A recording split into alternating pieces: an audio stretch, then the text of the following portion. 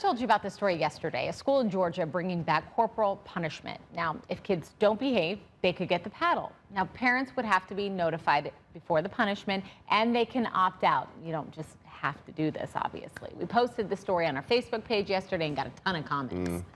Yeah, and I think there's a couple different issues here, right? It's whether or not you should spank your kids and whether or not you want your school spanking your kids. So we wanted to know, how does corporal punishment affect a child? So joining us this morning is Dr. Anna Shire. We always like having you here. Thank you. Psychiatrist, child psychiatrist. What are your thoughts overall on this, right, when you hear about corporal punishment in schools?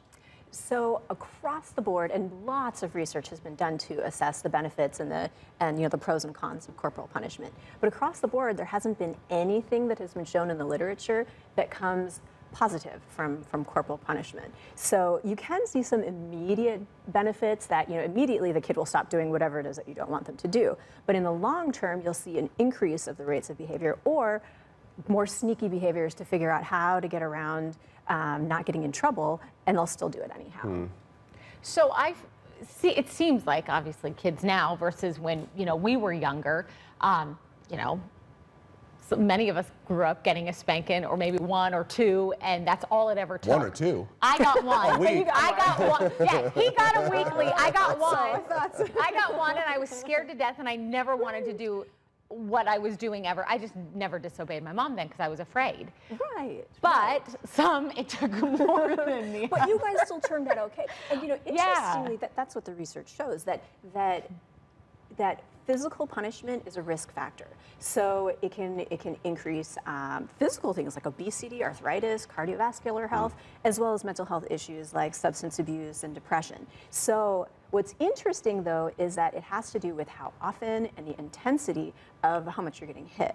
So the question in my mind when it comes to the school piece is, how different does it feel emotionally to get a spanking at home because, say, you didn't finish your food or you spilled something, versus in front of your classmates when you have that emotional pain of not just the physical, but also, feeling ostracized by your peers? And what would the lasting effects of that maybe be? Right. So it's really, if you think of it more in terms of risk factors. So yes, you might have gotten, a spanking on your bottom as a kid and you turned out just fine.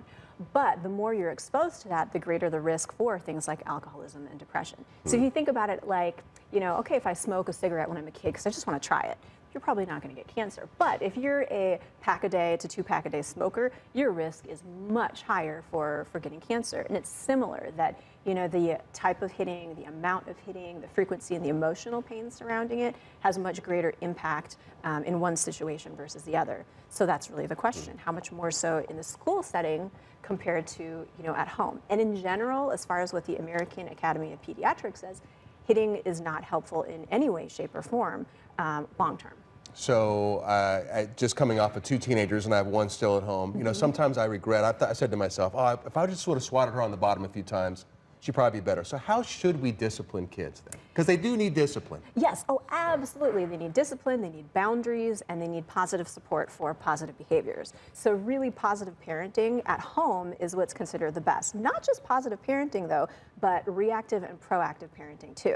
So proactive meaning recognizing I want them to do X, Y, Z positive things, so I'm really going to promote that.